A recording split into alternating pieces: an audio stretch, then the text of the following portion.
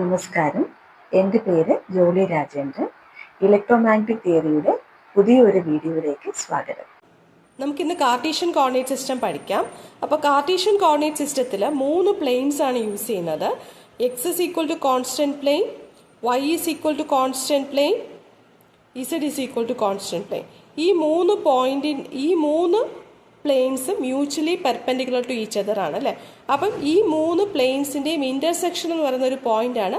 ആ പോയിന്റിനെ നമ്മൾ പി എന്ന് വിളിക്കുന്നു. അതിൻ്റെ കോർഡിനേറ്റ്സ് x1, y1, z1.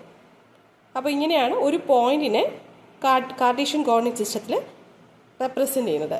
അപ്പോൾ ഇനി ഈ 3 പ്ലെയിൻസും തന്നെ ഇൻഫിനിറ്റ് പ്ലെയിൻസ് ആണ്. അതായത് എക്സിൻ്റെ വാല്യൂ -∞ തൊട്ട് +∞ വരെ വേരി ചെയ്യും.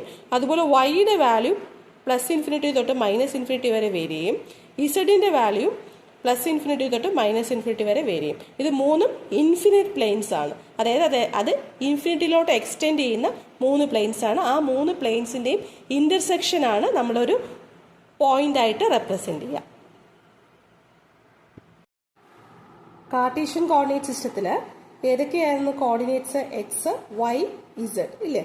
ഇങ്ങനെ 3 കോർഡിനേറ്റ്സ് ആണുള്ളത്. ഒരു പോയിന്റിന് നമ്മൾ P of X, Y, Z എന്ന് റെപ്രസെന്റ് ചെയ്യും. ഇനി ബേസ് വെക്ടേഴ്സ് എന്ന് പറയുന്നത് എന്താണ്? A X cap, A Y cap, A Z cap. ഇത് ആണ് 3 ബേസ് വെക്ടേഴ്സ്. ഓക്കെ, അങ്ങനെയാണെങ്കിൽ ഒരു വെക്ടറിനെ നമുക്ക് എങ്ങനെ റെപ്രസെന്റ് ചെയ്യാം?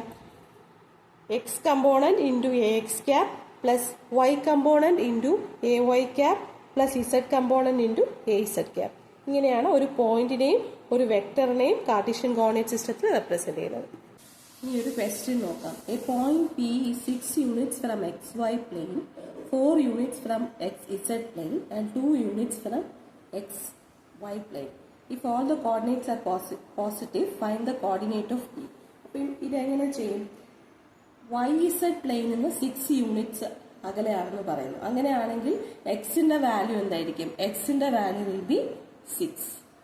ഇനി 4 units from X Z plane എന്ന് പറയുന്നു. അങ്ങനെയാണെങ്കിൽ വൈയുടെ വാല്യൂ എന്താണ്? വൈയുടെ വാല്യൂ 4 ആണ് അല്ലേ.